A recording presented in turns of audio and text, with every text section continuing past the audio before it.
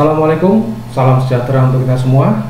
Baik, edisi video kali ini kami suguhkan untuk teman-teman para pejuang NIP yang saat ini sedang mempersiapkan diri untuk mengikuti tes CPNS tahun 2021. Berikut kita akan membahas 50 soal plus pembahasan pada materi wawasan kebangsaan umum yang akan kami bagi menjadi 2 part. Ini adalah video part 1. Simak penjelasannya hingga akhir, semoga bermanfaat.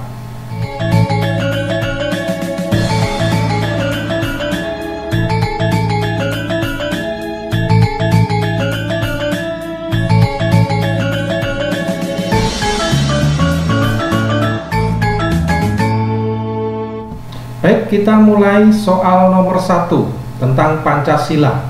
Oke, Pancasila sebagai ideologi terbuka harus bersifat A. reformatif dan dinamis, B. kaku dan egaliter, C. statis dan egaliter, D. terbatas dan memaksa, E. otoriter dan tertutup. Kalau kita perhatikan betul dari soal ideologi terbuka, maka tidak mungkin bersifat kaku, ya kan? Tidak mungkin bersifat statis. Statis itu kan tetap, terbuka berarti akan bersifat lebih ke dinamis, gitu ya. Ini nggak mungkin. Terbatas juga tidak, apalagi memaksa, ya. Otoriter jelas tidak. Jadi yang paling tepat adalah A.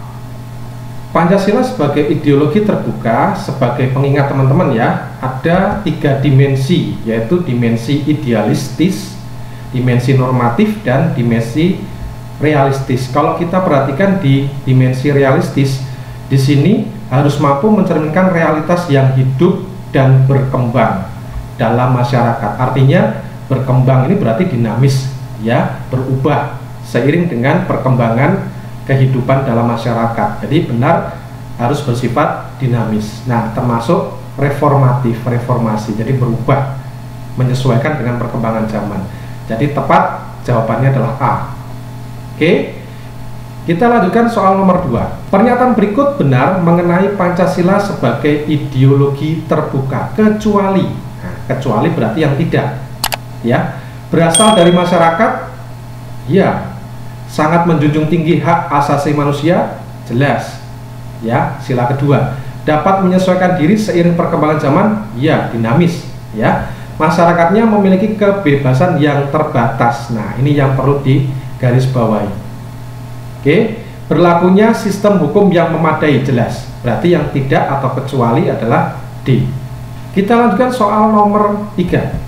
Susunan sila dalam Pancasila bersifat organis. Hal ini berarti perlu diingat organis itu adalah kesatuan, ya, satu kesatuan.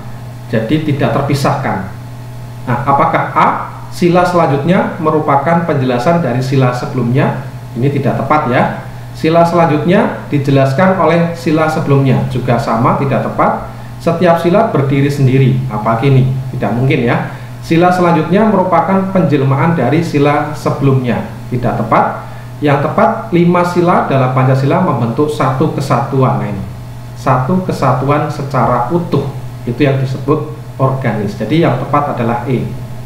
Oke, kita lanjutkan berikutnya. Pemahaman ateisme dilarang berkembang di Indonesia karena bertentangan dengan Pancasila, terutama sila ateisme itu tidak mengenal Tuhan. Berarti kalau bertentangan dengan Pancasila, maka sila ke-1, jelas ya, ketuhanan yang Maha Esa.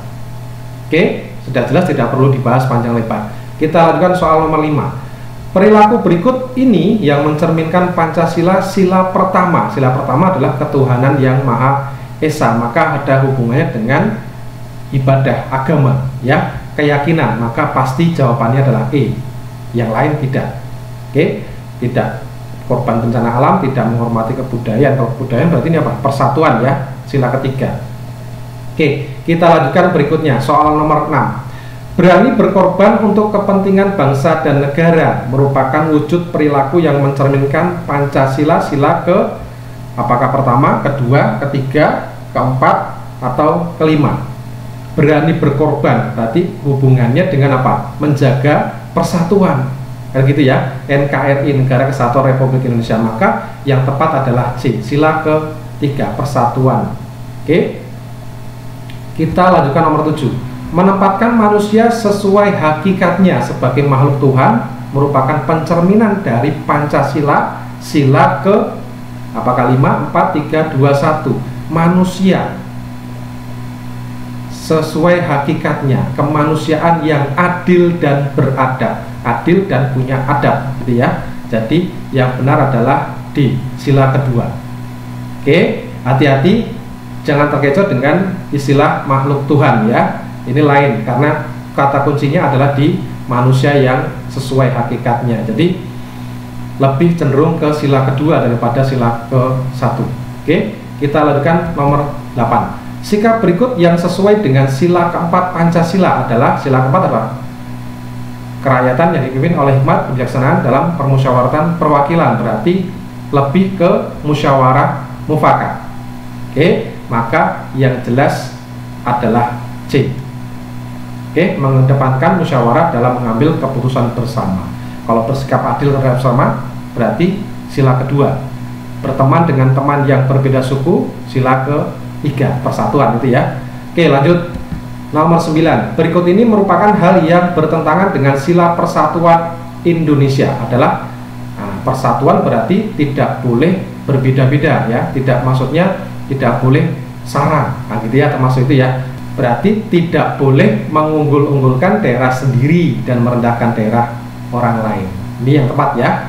Jadi jawabannya adalah B. Membuat keputusan sepihak berarti kan bertentangan dengan sila keempat.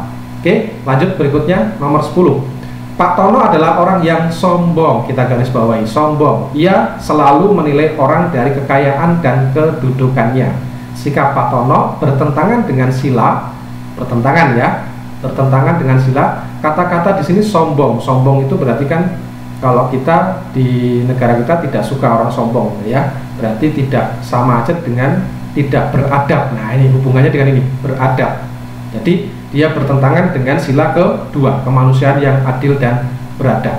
Kita lanjut soal nomor 11. Bisa dipahami ya. Warga negara Indonesia yang kurang mampu mendapatkan perlindungan kesehatan dari negara berupa program Kartu Indonesia Sehat atau KIS.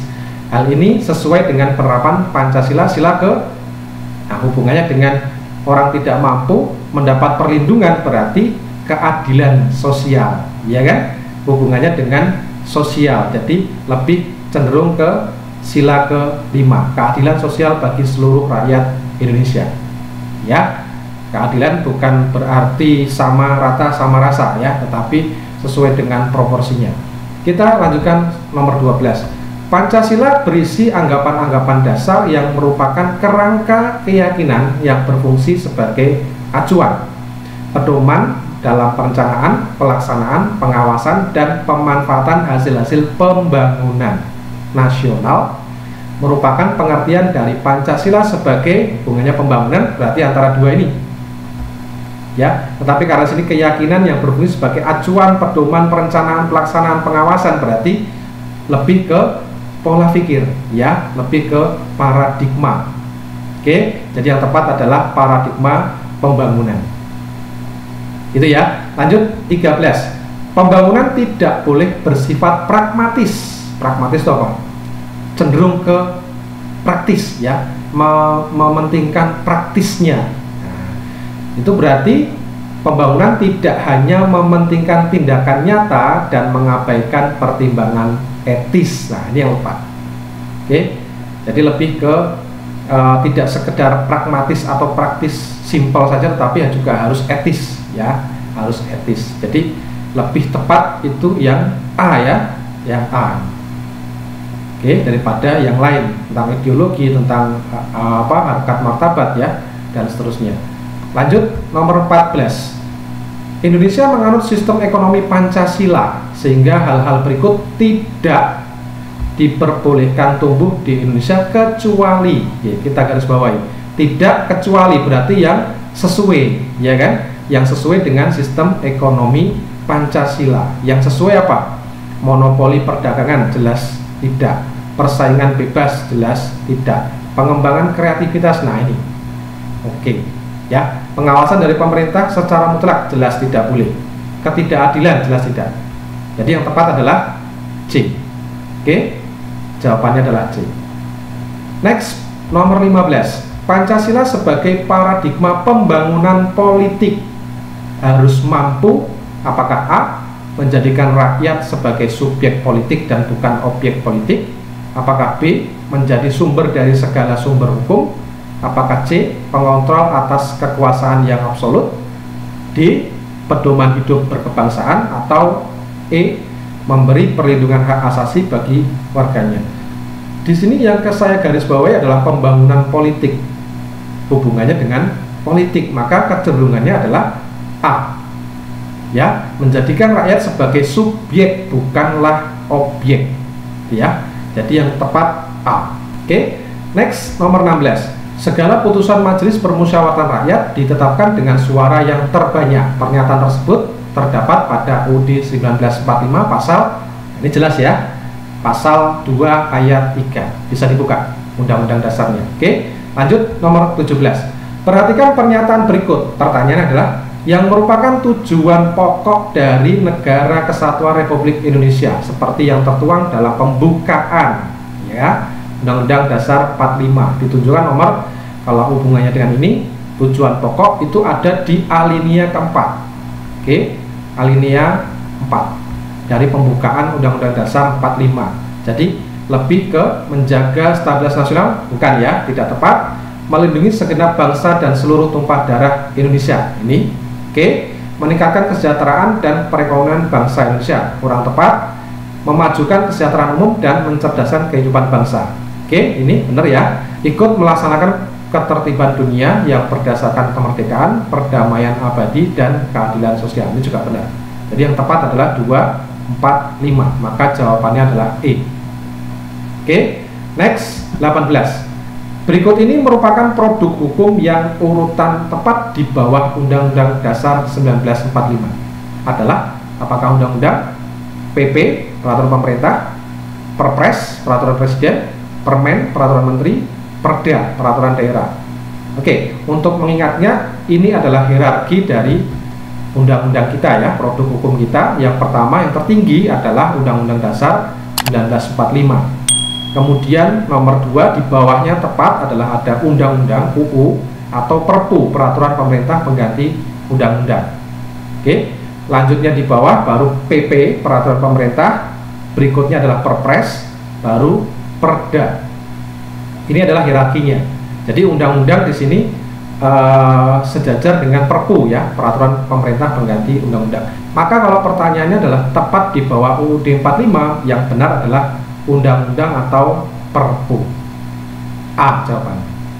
Oke, next, 19. Peraturan Pemerintah Pengganti Undang-Undang dalam susunan hierarkinya setara dengan, oke, barusan kita bahas Perpu itu setara dengan UU ya, undang-undang. Jadi jelas jawabannya adalah C. Lanjut, 20. Semua produk hukum yang ada di Indonesia tidak boleh bertentangan dengan Undang-Undang 45. Hal ini disebabkan karena A, UUD 45 merupakan sumber hukum tertinggi di Indonesia. Oke, kita ingat tadi hierarki produk hukum kita, sumber hukum tertingginya adalah UUD 45. Jadi ini jelas ya. Nah, jadi sebetulnya sudah langsung kita ketahui jawabannya adalah A. Ya, oke. Jadi tidak perlu kita baca yang lain lagi. Itu ya. Lanjut, 21. Pancasila dan UUD 45 merupakan satu kesatuan yang tidak dapat dipisahkan. Hal ini disebabkan karena tidak dapat dipisahkan karena apa? Apakah Pancasila dan UUD 45 ditetapkan secara bersamaan? Tidak. Ya, Pancasila merupakan pedoman dalam penyusunan UUD 45? Tidak. Oke. Tidak tepat ya maksudnya ya. Dalam pembukaan UUD 45 memuat falsafah dasar negara yaitu Pancasila. Nah ini pembukaan UUD kalau kita lihat di alinea keempat bagian terakhir ya, agak terakhir itu ada tertulis Pancasila juga, mulai dari ketuhanan sampai dengan keadilan sosial. Jadi yang tepat adalah C sebetulnya. Gitu ya. Next, 22. Berdasarkan UUD 45 masa jabatan presiden adalah, nah ini yang dewasa ini sedang diperdebatkan. Presiden 3 periode gitu ya. 3 periode. Berarti kan mau ditambah lagi tuh Berarti yang benar adalah 2 periode saja. Maka 5 tahun dan dapat dipilih kembali untuk 1 kali jabatan. Jadi yang benar adalah B. Ya, lanjut 23. Majelis Permusyawaratan Rakyat melantik presiden dan atau wakil presiden. Pernyataan tersebut terdapat dalam UUD 45 pasal apakah A, B, C, D, atau E. Oke, yang benar adalah jelas ya 3 ayat 2. Oke, dibuka lagi UUD 45. Lanjut 24. Presiden atas persetujuan DPR dapat menyatakan perang. Hal ini seperti yang tertuang dalam UUD 45 pasal, jelas jawabannya adalah 11 ayat 1. Kemudian terakhir nih untuk part 1. Presiden Republik Indonesia memegang kekuasaan pemerintahan menurut Undang-Undang Dasar. Pernyataan tersebut terdapat dalam UUD 45 pasal apakah A, B, C, D, atau E? Oke, jelas ya jawabannya adalah pasal 4 ayat 1. Baik, demikian untuk part 1. Kita akan segera lanjutkan untuk part yang kedua. Jadi jangan kemana-mana, tapi channel Permatika. Bagi yang belum subscribe, tolong subscribe karena subscribe itu gratis. Oke, kita akan berjumpa lagi. Assalamualaikum warahmatullahi wabarakatuh. Sampai jumpa. Salam sejahtera untuk kita semua.